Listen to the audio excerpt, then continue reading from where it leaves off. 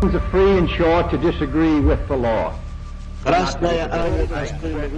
bandos enfrentados, dos sistemas políticos incompatibles, líderes influyentes con inmenso poder.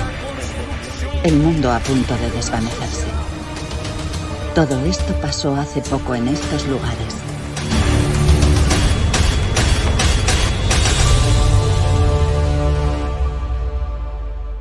Buenos días, amigos y amigas. Hoy vamos a tratar un tema de gran interés que es la Guerra Fría cultural. Y nos acompaña el profesor de la Universidad Complutense, Carlos Sanz. Hola, Carlos, ¿cómo estás? Hola, Alejandro, buenos días. Yo muy bien. Encantado de estar aquí otra vez contigo.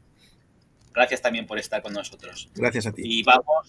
Y vamos a centrar el diálogo principalmente en su libro La Guerra Fría, una historia inacabada, concretamente el capítulo 4, donde él trata la Guerra Fría ideológico-cultural y lo titula así, lo subtitula Propaganda, espionaje y subversión. Y empieza diciendo lo siguiente: a lo largo de las últimas 8 décadas, la investigación académica ha considerado de manera no homogénea la importancia del elemento ideológico como fuente del enfrentamiento entre la Unión Soviética y Estados Unidos. El debate sobre si la ideología determinó, como dice Gaddis, o influenció, como dicen Leffer, Zubok, Plesakov, Masny y otros, la toma de decisiones en política exterior ha sido intenso y fructífero. Así que, a este respecto, la primera pregunta que te formulo es: ¿qué es lo que defendía cada bando en este aspecto de la cuestión cultural?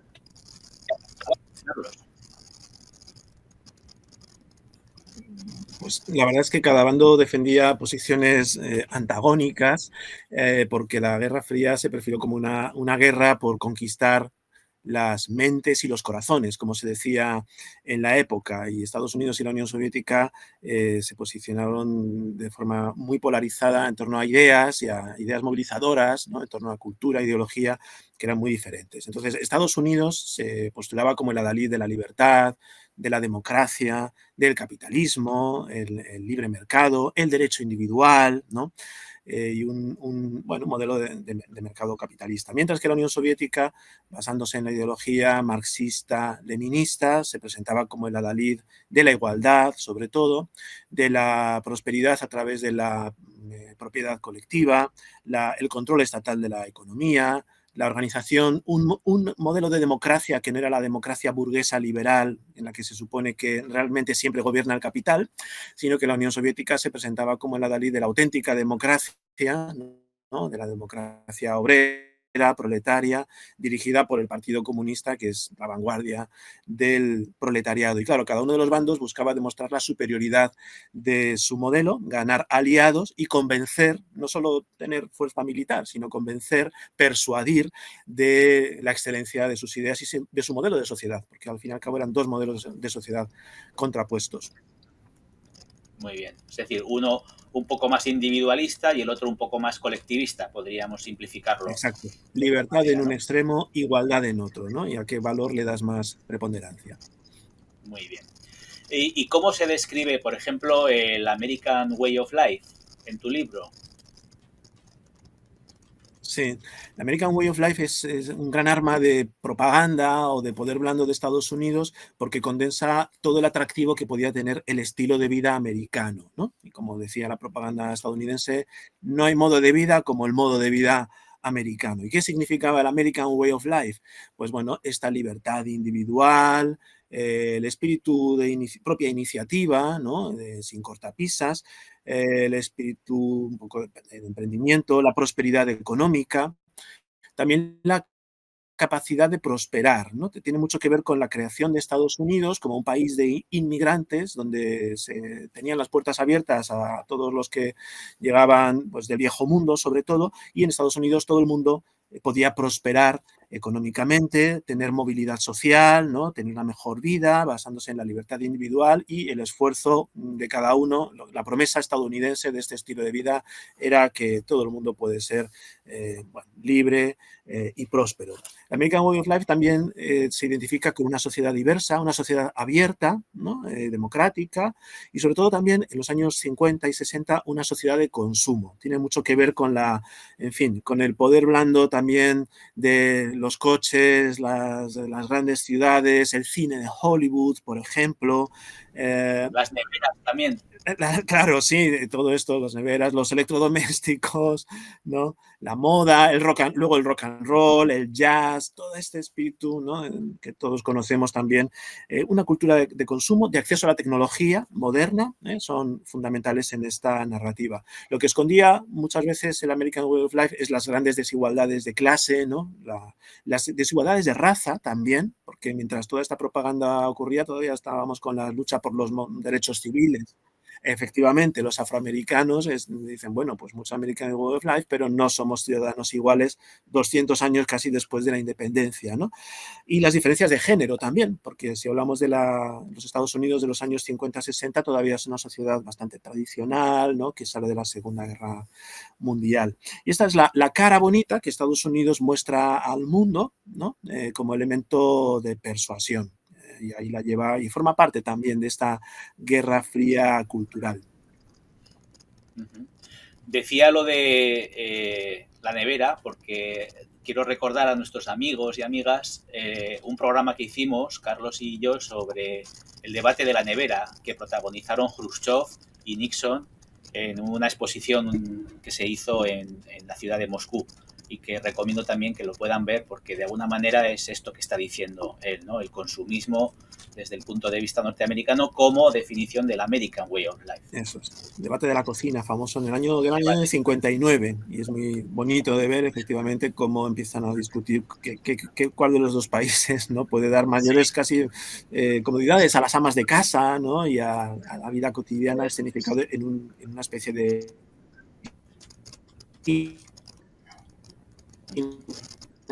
electrodomésticos de última generación, como ellos eran superiores, ¿no? En el plano también material y cultural.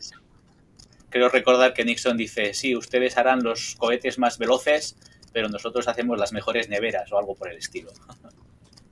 Algo así. Y entonces Khrushchev dice, y ustedes tienen a las mujeres aquí esclavizadas en estas cocinas que son, ¿no? Mientras la mujer soviética es libre y tiene auténtica igualdad. Eso es. Bueno, ¿y cómo explicas que se gestionó la propaganda desde el bando americano? ¿Cómo se llevó a cabo esta gestión? Bueno, en Estados Unidos se da cuenta de que tiene que contrarrestar la propaganda soviética, porque los soviéticos tenían una tradición de propaganda, de despliegue ideológico, ¿no? Desde el bolchevismo, y Estados Unidos despierta un poquito tarde a esto y empieza a reaccionar prácticamente en la Segunda Guerra Mundial y al filo del comienzo de la Guerra Fría. Ahora bien, cuando reaccionan, se lanzan con todos los recursos a su alcance. Estados Unidos hizo sobre todo la herramienta de lo que es la USIA, que es la Agencia de Información de Estados Unidos, ¿no? Que llegó a tener muchísima importancia, sobre todo Truman, pero sobre todo Eisenhower lo consideró un arma fundamental en la Guerra Fría, en esa batalla por las mentes y los corazones, y la dotó de muchísimos medios. En la USIA trabajaban los mejores publicistas, los mejores especialistas en comunicación, periodistas, ¿no? Era una auténtica división del gobierno y tenía tal rango que su presidente formaba parte en algunas etapas, en las etapas de Eisenhower, su presidente formaba parte del Consejo de Seguridad Nacional, ¿no? También con Reagan tuvo muchísima importancia, para que veamos que estaba al nivel de un departamento esencial para la seguridad y la política exterior estadounidense. O sea, lo que hace es tratar de difundir los valores estadounidenses, políticos y sus intereses económicos a través de lo que, bueno, es propaganda, pero una propaganda cultural, con exposiciones artísticas, financiando todo tipo de actividades culturales que pudieran ser anticomunistas o simplemente que transmitieran esta superioridad occidental, la idea de libertad, mientras que en el bloque soviético no hay libertad. Se financiaba cine, conciertos, publicaciones adaptados a públicos específicos, ¿no? Con mensajes a veces muy sutiles, porque un principio de la propaganda es que es más efectiva si el receptor no se da cuenta de que es propaganda, ¿no? No tiene que ser muy obvia, muy tosca, porque entonces es contraproducente. No solo es que no sirva, es que es peor. Entonces, bueno, se hicieron exposiciones, por ejemplo, la UCIA patrocinó mucho el arte abstracto, ¿no? El expresionismo abstracto de pintores como Mark Rothko, ¿no? o Jackson Pollock. Bueno, puede parecer algo un poco ideológico difundir el expresionismo abstracto, pero transmitía la idea de que en oposición al realismo socialista, que era el arte oficial de la Unión Soviética, era un arte un poco académico, embarado, descriptivo, en Occidente reinaba la libertad creativa, ¿no? Había un margen de disonancia, de disidencia, ¿no? Es un ejemplo muy bonito y hubo una exposición itinerante, por ejemplo, del MoMA, del Museo de Arte Contemporáneo de Nueva York, una exposición de Family of Man. Puede parecer poco ideológica, es una exposición de los años 50, 55, que recorrió distintos países, pero estuvo financiada por el Departamento de Estado y presentaba valores arte que exaltaba los valores universales con un sesgo muy claro hacia los intereses de Estados Unidos y la democracia. Y recorrió 30 países, incluyendo países del mundo no alineado. Y bueno, eran algunas de las muchas instrumentos. Se llegó a hablar de la diplomacia pública o la propaganda como la cuarta arma, ¿no? Estaba el arma militar, el arma política, el arma económica. La cuarta arma era la cultura. Caray. ¿Y en el bando soviético cómo se realizó esta misma gestión? Pues en el bando soviético hay notables similitudes, en realidad, pero luego también particularidades vinculadas a la propia organización política de la Unión Soviética, ¿no? Como te decía, había una tradición de propaganda y hay una entidad central que es el Agitprop, ¿no? El Departamento de Agitación y Propaganda del Comité Central del Partido Comunista de la Unión Soviética, Agitprop, como lo llamamos todos, para resumir, que se creó ya en 1920, en los orígenes, ¿no? del Estado soviético, con rango ministerial también, ahí se ve el relieve que tuvo. Y también hubo otros organismos de forma muy centralizada. También destaca mucho lo que se llamó la Oficina Soviética de Información, el Sovinform Bureau, que luego da paso, se convierte en la agencia Novosti, que decimos todos, Novasti, ¿no? La agencia de noticias. Bueno, la propaganda soviética al principio se planteaba mucho en términos de lucha de clases, ¿no? A entender que hay una lucha, la Unión Soviética representa a la clase obrera, pero después en la Guerra Fría fue derivando a mensajes más sutiles relacionados con el antiimperialismo, porque era una causa más transversal y menos ideológicamente connotada, pero muy útil para Moscú. Entonces, la propaganda de la Unión Soviética enarbola la bandera del antiimperialismo en plena era de la descolonización, de la paz también, el pacifismo, el desarme, la desnuclearización, tratando de compensar al comienzo la desventaja que tenía la Unión Soviética en la carrera de armas nucleares con Estados Unidos. Lo que tiene de muy similar con la propaganda estadounidense es que es en blanco y negro. Presenta el mundo en términos dicotómicos, ¿no? El bien y el mal. Entonces, si para los estadounidenses la Unión Soviética es el mal, es todo lo negativo, para la Unión Soviética es todo lo contrario, obviamente, ¿no? El mundo soviético representa la fraternidad, el progreso de los pueblos, la hermandad de los pueblos, y el otro bloque, capitalismo malvado, depredador, imperialista, ¿no? Etcétera. Medios, pues muy parecido. No he hablado de, bueno, en el bando americano se utiliza mucho la radio, lo podemos hablar un poquito más tarde, ¿no? Estaciones de radio. Los soviéticos pues también tienen sus estaciones de radio por todo el mundo. Radio Moscú empieza a emitir en 1929, ¿no? Y luego hay centenares de estaciones de radio dependientes o conectadas con el sistema soviético en Alemania del Este. Está Radio Berlín Internacional, la voz de la RDA, etcétera. La guerra de las ondas, porque así se habla de una guerra de las ondas entre ambos bandos, se llegaba a acciones de sabotaje, el jamming, que era crear interferencias en las emisiones radiofónicas del otro bando para que no pudieran escucharse, porque claro, la radio no conoce límites y era una forma muy sencilla de emitir propaganda hacia el otro país. Entonces, claro, tanto Estados Unidos como la Unión Soviética emitían en muchas lenguas, ¿no? Emisiones multilingües dirigidas a los públicos específicos concretos.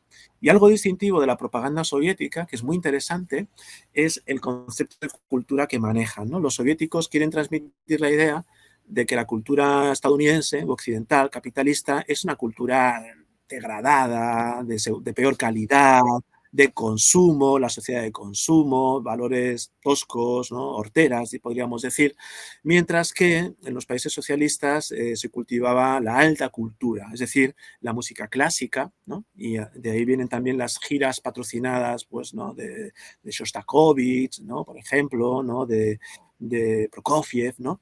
El ballet. Claro, los ballets de el Bolshoi es una joya de la corona de la cultura rusa en general y soviética en este periodo. Entonces, las giras de Maya Plisetskaya, por ejemplo, ¿no? Y los grandes bailarines del Bolshoi que se hacían cada año, era una tarjeta de visita fantástica de la cultura soviética, ¿no? La alta literatura, ¿no? Era contraponer como la auténtica cultura que había pervivido prosperado bajo los países socialistas, contra una cultura de masas, bueno, pues de yanquis, de películas del oeste, Coca-Cola y poco más. Es muy interesante esa imagen, ¿no? Que es muy blanco y negro también. Y luego, pues nada, muchas publicaciones, la editorial Mir, que quizás recuerden, ¿no? Las personas que han vivido los tiempos de la Guerra Fría, editorial Progreso, Soviet Weekly, ediciones en todas las lenguas del mundo, desde la oficina de prensa y propaganda, ¿no? del Partido Comunista de la Unión Soviética en Moscú. El deporte era también una tarjeta de visita fundamental. Al comienzo los soviéticos despreciaban un poco el olimpismo, por ejemplo, ¿no? Decían que era un entretenimiento burgués, como lo había refundado el barón de Coubertin y aristócratas occidentales, era una cosa decadente. Luego se dieron cuenta de que el olimpismo era una forma muy interesante de transmitir valores también, y entonces empezaron a poner muchísimo dinero, muchísimo esfuerzo en que los atletas soviéticos fueran los mejores y ganaran en el medallero. Es la guerra de las medallas y del podio en los Juegos Olímpicos, ¿no? A veces, pues como sabemos, con programas de dopaje, ¿no? Bueno, no solo en la Unión Soviética, en la RDA, por ejemplo, y en muchos países del bloque del Este, en este afán de conseguir los mejores resultados, pues no se pararon prendas en arriesgar la salud de los deportistas. El ajedrez, otro deporte que se convirtió en propagandístico de forma fundamental. No sé si hay algún programa que hayas dedicado ya al ajedrez en la Guerra Fría, que es muy interesante, pero... No, he dedicado uno y tengo previsto dentro de poco subir otro sobre el olimpismo, pero el ajedrez tendrá su propio programa, porque realmente las disputas entre Spassky y Fischer no pueden quedar sin el gran duelo del año 72, ¿no? En Reykjavik, el campeonato entre Fischer y Spassky es fundamental. Bueno, se ve la importancia de la ideología en los Juegos Olímpicos en los boicots mutuos. En los Juegos de Moscú 1980, celebrados poco después de la invasión soviética de Afganistán, Estados Unidos y otros países occidentales boicotearon los Juegos y no acudieron. En el año 84, los soviéticos y sus satélites se lo devolvieron no yendo a los Juegos Olímpicos de Los Ángeles, 1984. De forma que, bueno, como se ve, pues era propaganda y por todos los medios habidos y por haber, deporte, editoriales, música, teatro, cine, todo lo que pudiera ser factible. Era una guerra completa. Y en tu libro también hablas de la diplomacia pública encubierta de la CIA. ¿Puedes desarrollarnos un poco más este asunto?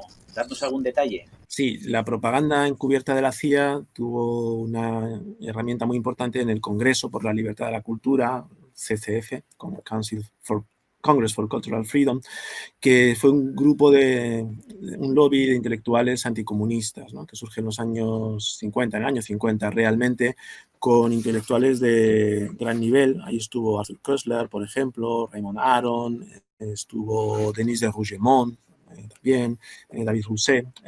Y eran intelectuales que estaban congregados en torno a las ideas liberales, occidentales, ¿no? Izquierda moderada, todos anticomunistas, que dieron lugar a iniciativas de publicación de revistas en distintas lenguas para distintos países, como Encounter en inglés o The Monat en Alemania, o los cuadernos del Congreso para la Libertad de la Cultura en español. Esas publicaciones fueron muy influyentes, se difundieron mucho, hasta que en 1966 se descubrió que la CIA estaba detrás financiando las actividades del Congreso para la Libertad de la Cultura, y en ese momento se canceló toda actividad y además afectó mucho al prestigio de estos intelectuales, ¿no? Hannah Arendt también, Arendt estaba también colaborando con ellos, el propio Koestler, que tuvieron que defenderse y argumentar que desconocían los vínculos del Congreso por la Libertad de la Cultura con la agencia de inteligencia estadounidense. Pero el descubrimiento de esta financiación, que lo sacó The New York Times, fue un punto de inflexión que cambió la percepción pública de la diplomacia cultural americana, ¿no? La desprestigió enormemente. Tengo que decir que dentro de las actividades vinculadas a la diplomacia pública encubierta de la CIA, fueron muy importantes las emisiones radiofónicas de Radio Free Europe, Radio Liberty, en lenguas del otro lado del telón de acero, en ruso, en polaco, etcétera, porque estas emisoras informaban sin censura de las noticias que los ciudadanos socialistas del bloque socialista no podían conocer. Por ejemplo, cuando en 1953 hubo un levantamiento en Berlín Oriental para protestar por las condiciones de vida en la RDA, los ciudadanos del otro lado del telón de acero pudieron saber de lo que estaba pasando realmente gracias a Radio Free Europe. Y algo parecido pasó en el año 56 con el levantamiento en Budapest, y la intervención de los países del Pacto de Varsovia para... efectivamente, en Budapest, año 56, y después en el 68 en Praga, ¿no? Las radios libres, digamos, de este lado, del lado occidental de Europa, informaban a los ciudadanos soviéticos y socialistas de lo que no podían conocer a través de los medios oficiales controlados por los partidos comunistas. Muy bien. Bueno, ya ha quedado claro lo que pasó en el año 66, con que se descubre que la CIA está detrás del CCF y el descrédito que eso supone para todos los intelectuales vinculados con este programa, pero bueno, esto también lo has contado. ¿Era el programa Fulbright una herramienta para esta guerra cultural, Carlos?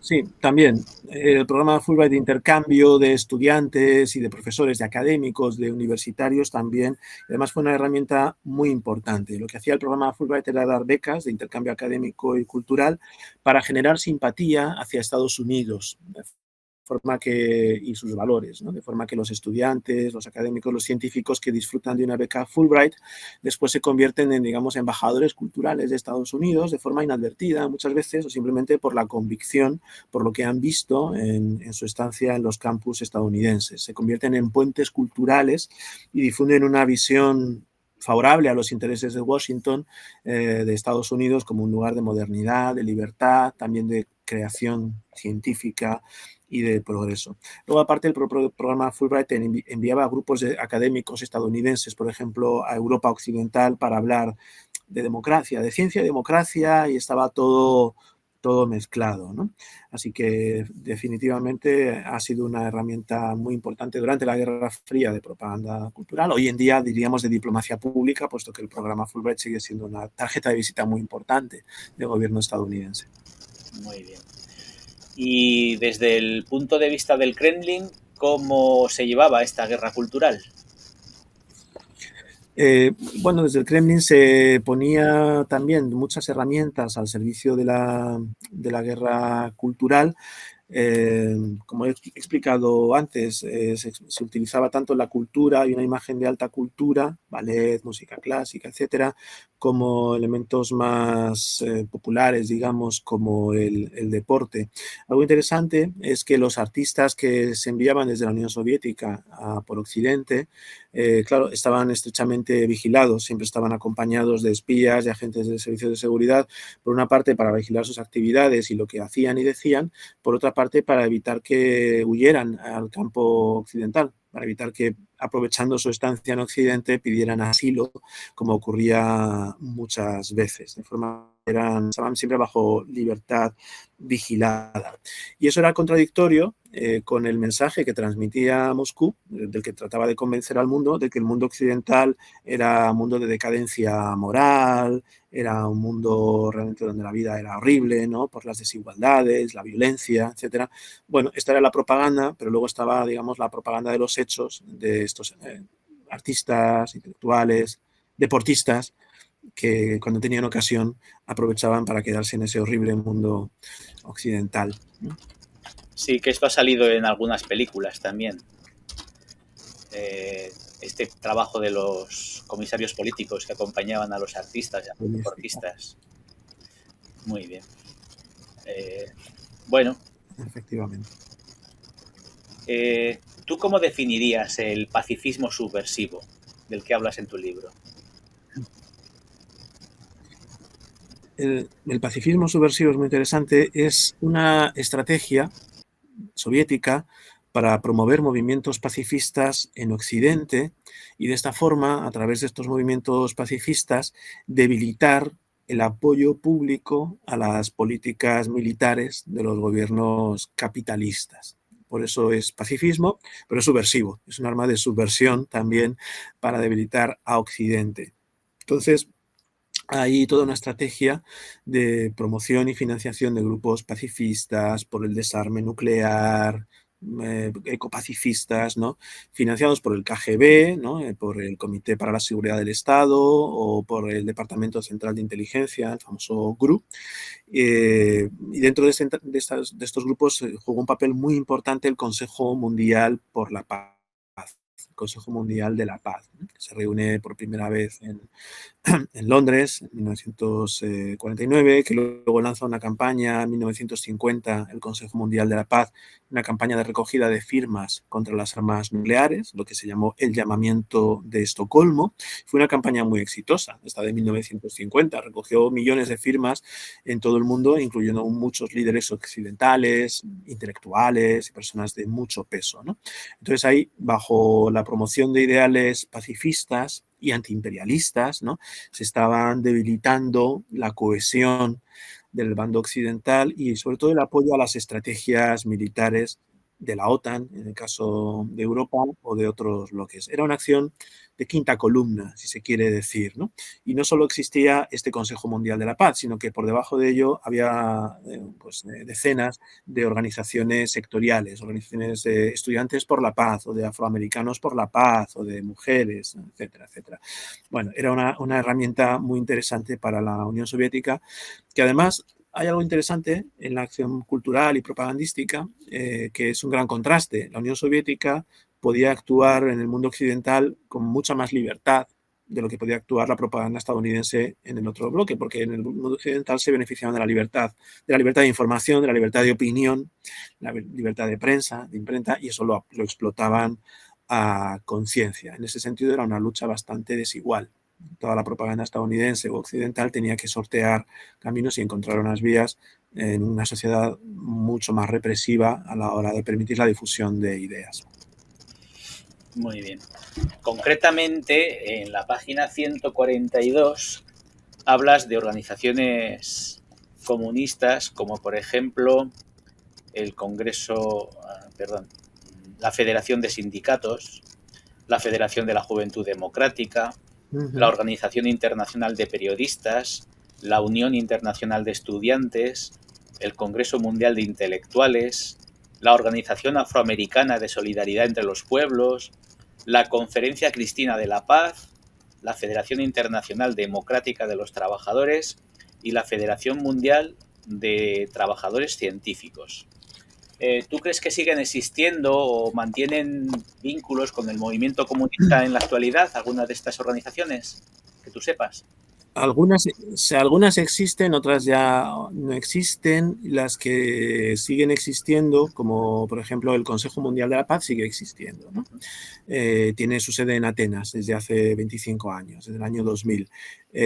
Siguen teniendo parte de su núcleo ideológico inicial, siguen siendo, por ejemplo, asociaciones antiimperialistas, a pacifistas, contra las armas de destrucción masiva, ¿no? Lo que pasa es que, claro, el vínculo con el movimiento comunista internacional se ha diluido mucho y no tiene de ninguna forma el papel central que tenía en la definición de estos movimientos durante los años de la Guerra Fría.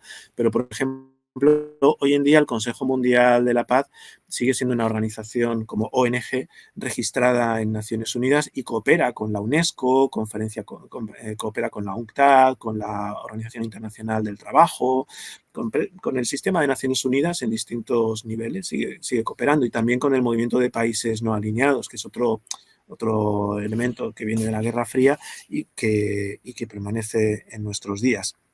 El Congreso Mundial de Estudiantes sigue teniendo estatus de organismo consultivo ante la UNESCO en nuestros días. Es decir, la propia Federación Mundial de Trabajadores Científicos, ¿no?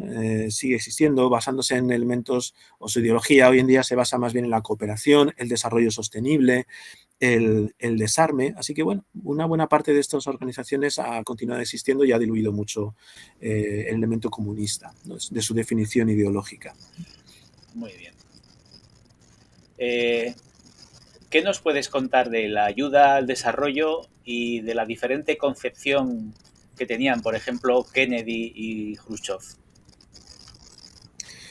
Es otra arma dentro de la Guerra Fría cultural e ideológica que emplearon de forma bastante distinta, ¿no?, ambos países. Khrushchev vio en la ayuda al desarrollo una forma de luchar contra el capitalismo, aprovechando el modelo descolonizador que se daba en todo el mundo después de la Segunda Guerra Mundial. Se da cuenta de que si la Unión Soviética aparece como la gran ayuda y el adalid de los países descolonizados, lo que pronto se va a llamar como países en vías de desarrollo, esto le puede servir para expandir la influencia del socialismo en el tercer mundo, otra palabra de época, ¿no?, un término que se acuña en 1955.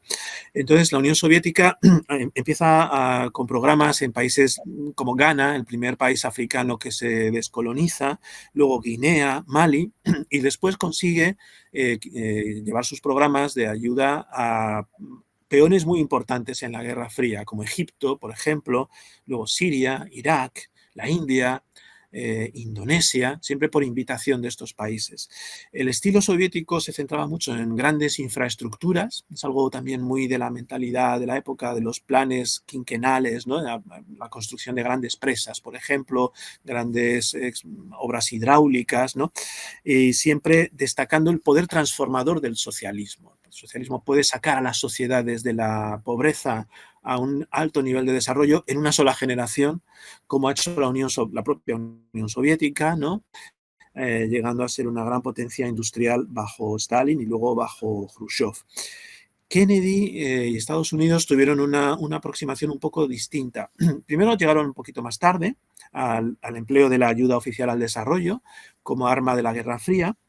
Después se apoyaron mucho también en la USAID, la Agencia para el Desarrollo Internacional, que fue el gran promotor de economías desarrolladas, y claro, condicionándolo siempre a la fidelidad a una economía, digamos, libre, de mercado, capitalista, ¿no? La idea que se transmite, se promociona y se financia es que las economías capitalistas son economías estables, democráticas, que pueden crear progreso de forma más sostenible que las economías socialistas. La analogía, digamos, el modelo es el Plan Marshall. Igual que se había creado el Plan Marshall para reconstruir Europa Occidental después de la Segunda Guerra Mundial, se trata de exportar el modelo con remedios, bueno, no tan potentes como la Alianza para el Progreso de Kennedy, dirigida a América Latina en los años 60, ¿no? La Alianza para el Progreso y luego otros programas de ayuda al desarrollo. Y de la mano de estos programas, una iniciativa estadounidense interesante que son los cuerpos de paz, cuerpos de voluntarios, jóvenes voluntarios que desde el año 61, cuando se crea el programa de los cuerpos de paz, se envían a países en desarrollo, enfatizando la educación y la salud, no las grandes infraestructuras, sino una aproximación, digamos, más micro, ¿no? Esa es, digamos, la diferente estrategia. Estados Unidos siempre fue menos exitoso en realidad en el poder de convicción de la sinceridad de sus programas de ayuda al desarrollo. En gran medida no gozaron del prestigio que sí tuvieron los soviéticos en este campo. Pero vamos, ambos contendientes, ambas superpotencias utilizaron sin duda la ayuda al desarrollo como arma de propaganda también cultural y también económica. Muy bien. Pues muchas gracias por tus respuestas. No sé si hay algo más que quieras añadir a propósito de esta cuestión y si no, pues nos vamos a visitar algunos lugares.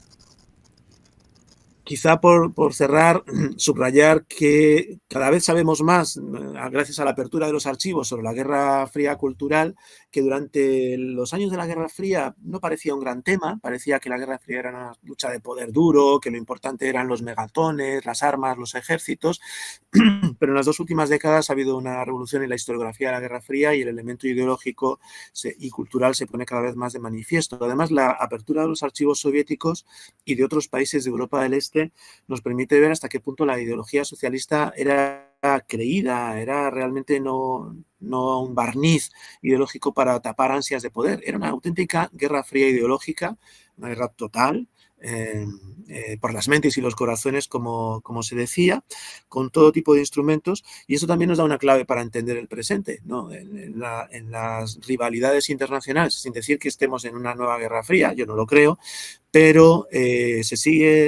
seguimos viviendo en una lucha por las armas y los corazones. Solo que hoy en día hablamos de fake news, desinformación, guerra híbrida, redes sociales, ¿no? Pero bueno, hay un continuo y hay analogías que conocer la historia de la Guerra Fría nos permiten entender mucho mejor gran parte de cómo se están librando guerras informativas y culturales en nuestros días. Sí, de hecho, una frase que me gusta repetir en estos momentos de conflicto generalizado es que la primera víctima en cualquier guerra siempre es la verdad. Efectivamente, suscribo. Muy bien. Bueno, pues vamos a visitar algunos de estos lugares. Vamos a confiar en que la información que nos ha llegado sea solvente, aunque no lo podemos garantizar. Y bueno, en base a estos lugares vamos a hacer algún comentario por si algunos de nuestros amigos y amigas viajan y quieren tener una visita un poco más nutrida a algunos de estos sitios. Vale.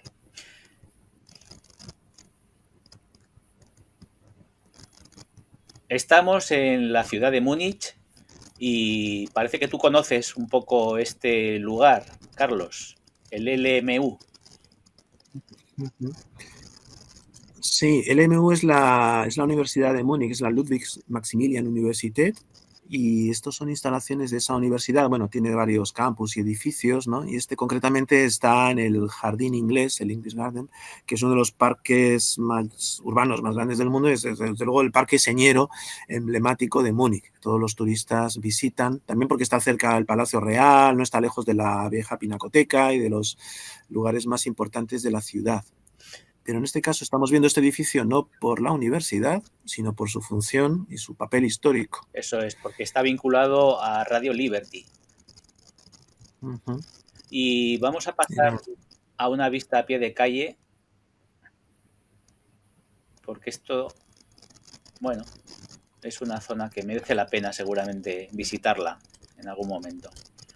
Que esto estaría ubicado en algo que se llama el Jardín Inglés, ¿puede ser, Carlos? Sí, eso es. El Jardín Inglés efectivamente es ese parque central en Múnich, muy bonito, una gran pradera, bueno, hay zonas de praderas, zonas de bosques, y es por su posición central y por los edificios históricos que hay alrededor, siempre es muy visitado. Se llama Jardín Inglés por el diseño que se adoptó en la época, ¿no? Había 2 grandes tipos de jardines o de parques, los franceses, que son más geométricos y racionalistas, y el jardín inglés suelen tener diseños más caprichosos, con senderos que serpentean, es un poco el jardín romántico, y el arquitecto que lo diseñó, Friedrich von Sckel, tomó un ejemplo de jardín inglés del gusto de la dinastía reinante en Baviera en esos momentos. Es un parque que se crea a finales del siglo XVIII.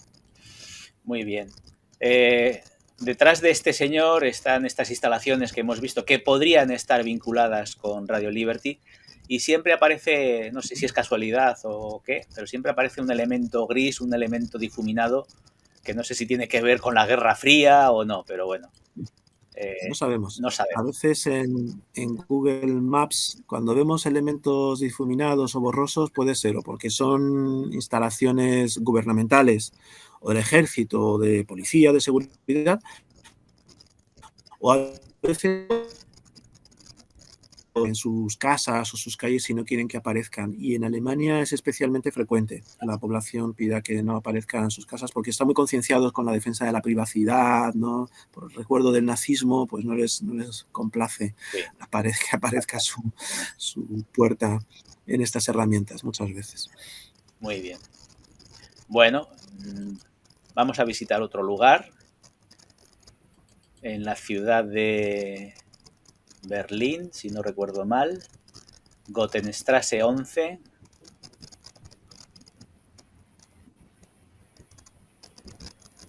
Que esto está vinculado a la primera sede del Consejo Mundial de la Paz. Vamos a entrar. No, perdón. Gotenstrasse. Vamos a ver. Lo tenemos.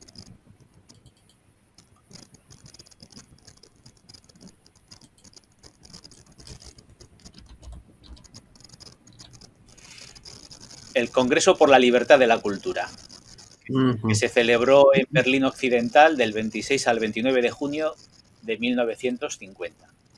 Y dentro de Gotenstrasse vamos a bajar un poquito más para verlo a pie de calle.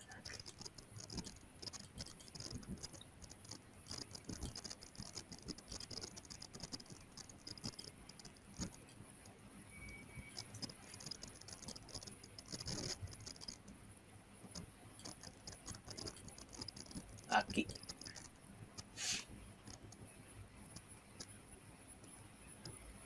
No he encontrado ninguna placa. No parece que haya mucho interés en significar algunos de estos sitios, pero bueno, pues seguramente que los edificios habrán sido remozados o cambiados de aspecto, etcétera, etcétera. Puede ser. 1950, aquello era Berlín Occidental, claro, capital fundamental en la Guerra Fría. El año anterior había terminado el bloqueo de Berlín y se habían creado los dos estados alemanes, la RDA y la República Federal de Alemania. Y Berlín siempre tenía un estatus especial, no formaba parte realmente de la República Federal, era una ciudad con ocupación militar y administración militar cuatripartita y luego con sus alcaldes alemanes, y ahí pues alguno de los actos iniciales de este Congreso por la Libertad de la Cultura. Efectivamente, nada, parece una calle berlinesa normal y corriente, nada nos haría pensar en aquello. No, en absoluto. Y sí que tenemos después en Helsinki Lonrotinkatu.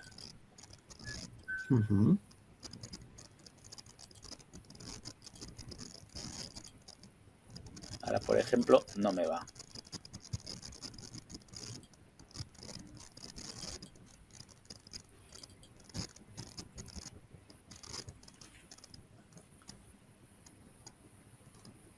Primera sede del Consejo Mundial por la Paz, en Helsinki, en el centro de Helsinki.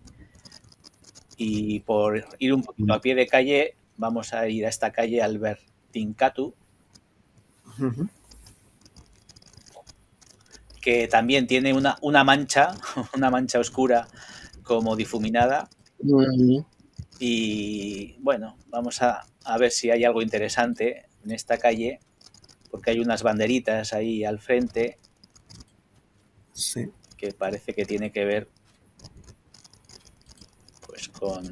Es interesante que estuviera en Helsinki por su posición particular en la Guerra Fría como país neutral, Finlandia, muy dependiente de la Unión Soviética, por eso hablamos de la finlandización, que es un condicionamiento de la política exterior de Finlandia durante la Guerra Fría. era de alguna forma terreno neutral, y es interesante que estuviera ahí la sede desde el 68, bueno, hasta el año 99, ¿no? De este Consejo Mundial de la Paz, en el cual había representantes de muchos países occidentales en contra de las políticas belicistas, ¿no? De Estados Unidos, en contra de las armas de destrucción masiva.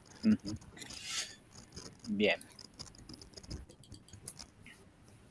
La revista Encounter tenía su sede en Londres y, según Internet, pues podría estar vinculado a Phantom House, este edificio que vamos a ver aquí en 3 dimensiones.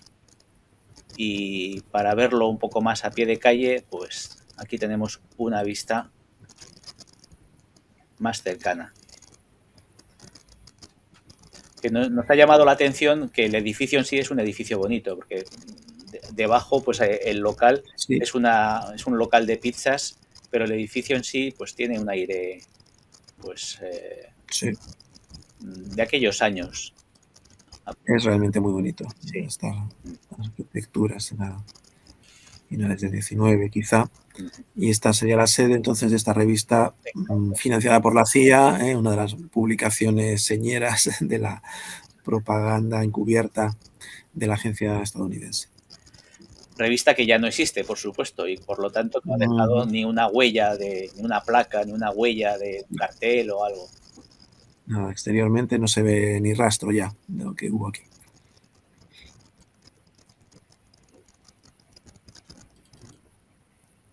El Congreso por la Libertad de la Cultura, según Internet, se llevó a cabo en el Palacio Titania, en el Titania Palace.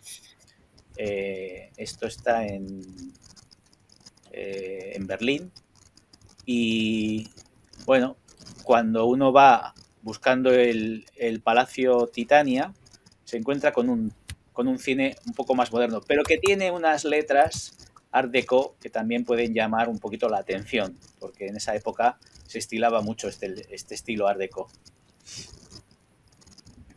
Sí, el edificio concretamente se construyó en 1928 y algo queda, ¿no? De la estética, la estructura del edificio. Es verdad que ahora otros elementos que obviamente son más contemporáneos nos lo ocultan un poco, pero básicamente sí. Y es verdad que las letras utilizadas ahí son muy de los años 20.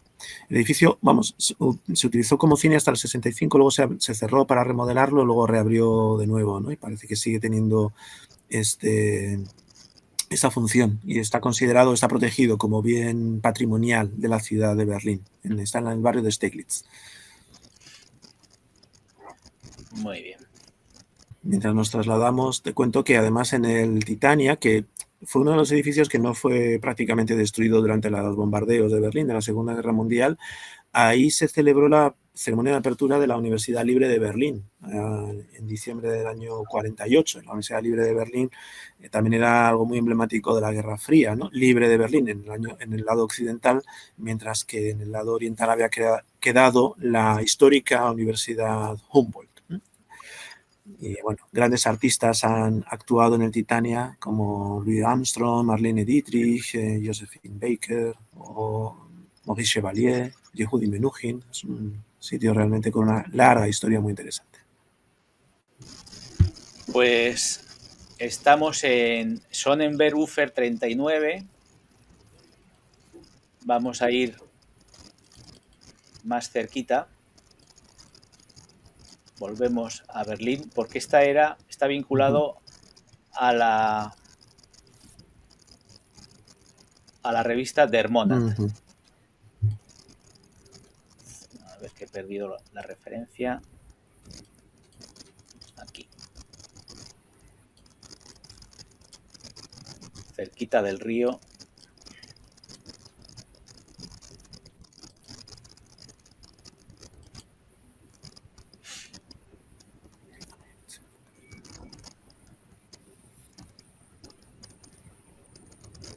Bueno, por aquí podría estar la ubicación de la editorial esta de Der Monat, de la revista cultural.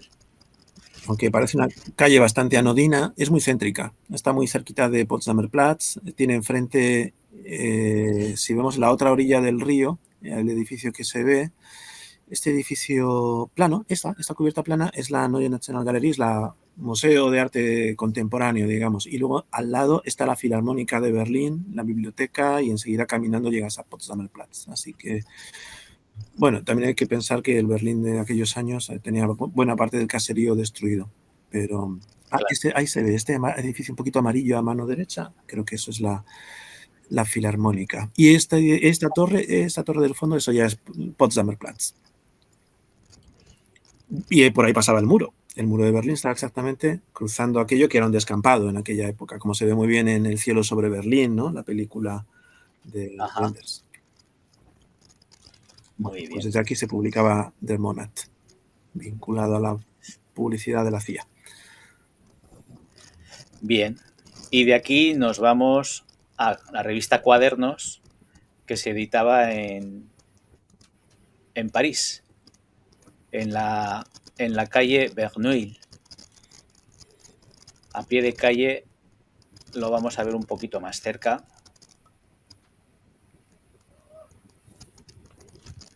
Y aquí, en este mismo número, del número 6 de la calle Verneuil, tenemos una pequeña placa, pero no tiene nada que ver con lo que estamos explicando. Es una placa donde dice que Robert Schumann vivió durante el tiempo en este edificio, ¿no? Eso es, uno de los padres de Europa. Y aunque efectivamente no está vinculado a nuestro tema de hoy, es interesante verlo. Ya, claro, ha cambiado mucho. Ahí está la placa. Eso es.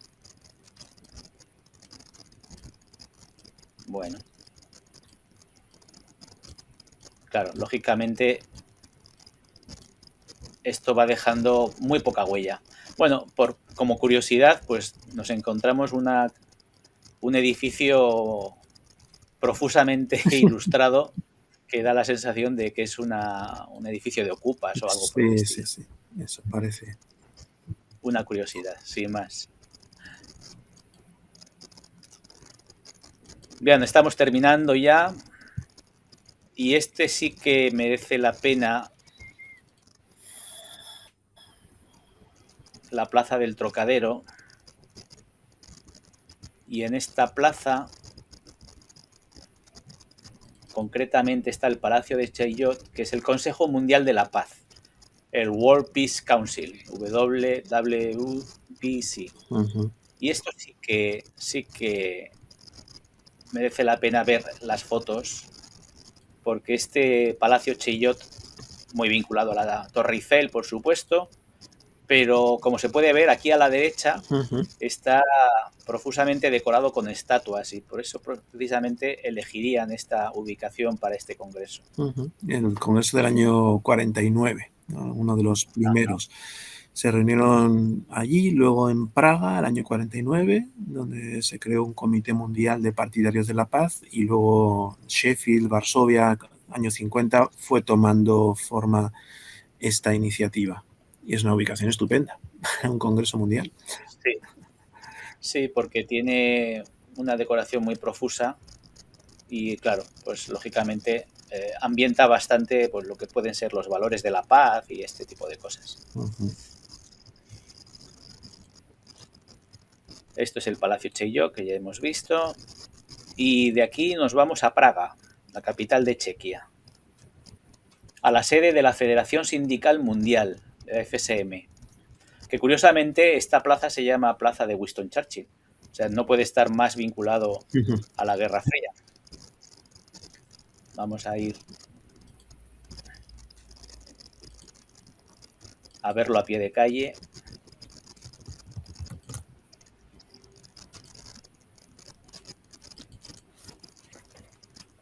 Bueno, lo vamos a ver desde aquí.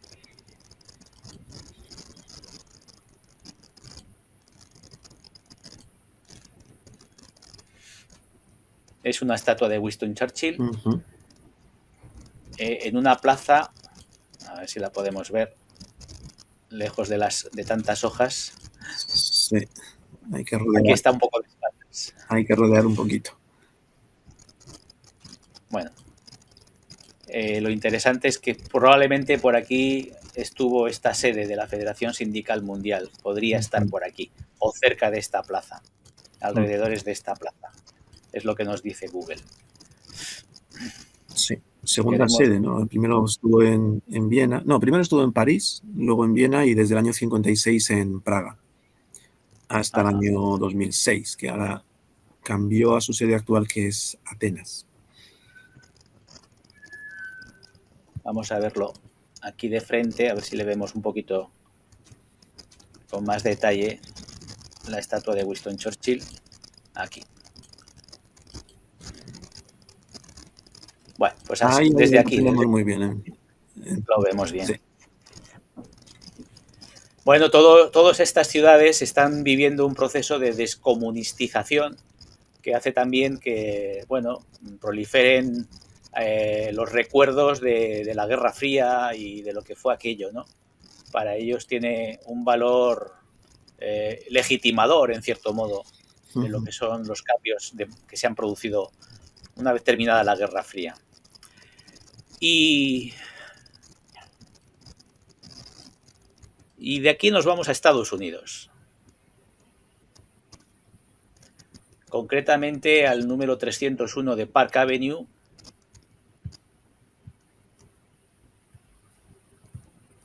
¿Y qué tenemos en el 301 de Park Avenue? Pues un famoso hotel, el Hotel Waldorf Astoria. Y lo vamos a ver mejor en esta otra ubicación.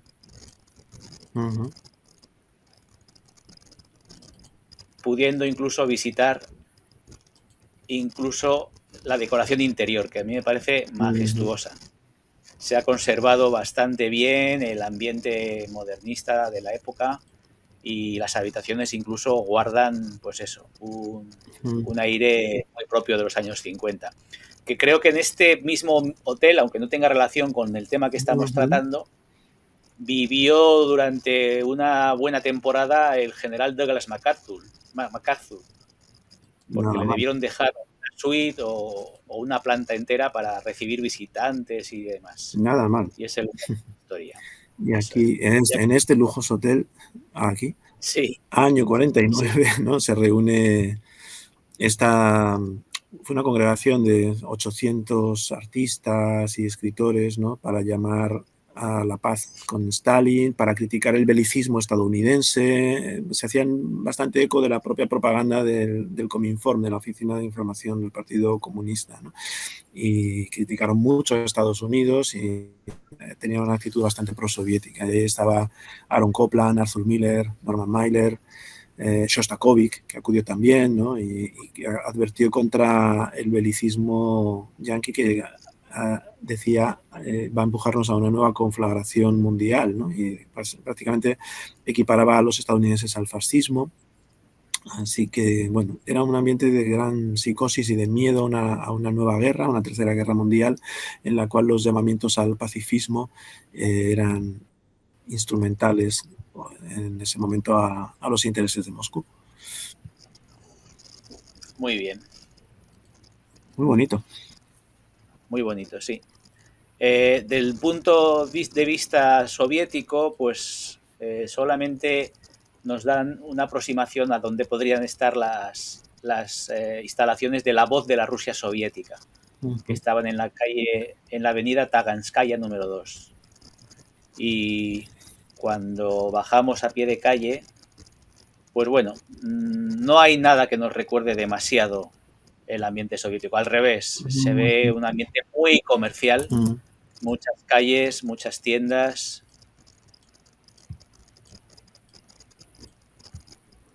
Edificio bajo donde parece como que hay un mercado o un sitio de comida rápida.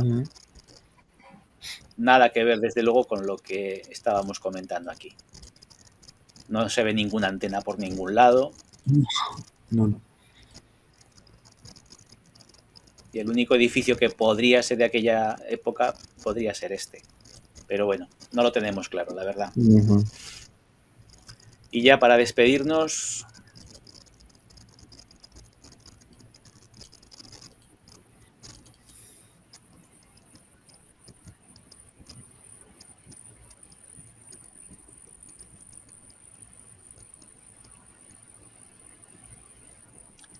Bueno, esta podría estar vinculada a la Organización de Países No Alineados. Esto es Belgrado, la capital de la Yugoslavia de entonces. Y bueno, vamos a fijarnos en una ubicación a pie de calle para ver una estatua que la verdad no sé exactamente qué significado pueda tener, pero que según Internet está vinculado a un palacio donde se llevó a efecto esta reunión de países no alineados. Seguramente habrá cambiado mucho todo el aspecto. Es lo que nos dice. Año 61. Sí. Bien, pues nada más. Estos han sido los lugares escogidos y estos han sido los temas tratados en este programa. Te agradezco mucho, Carlos, la preparación y el interés de este tema. Espero que tu libro siga siendo comprado y consultado porque no tiene desperdicio y además tiene mucha información complementaria a la que hemos visto en este programa. Y por mi parte, nada más, agradecerte y darte la posibilidad de despedirte de nuestros amigos y amigas. Muchas gracias a ti, Alejandro, y a todos los que vean esta grabación. De verdad que siempre es un placer recorrer contigo y con vosotros los lugares de la Guerra Fría. Muy bien, pues hasta otro día, amigos y amigas. Esto ha sido todo.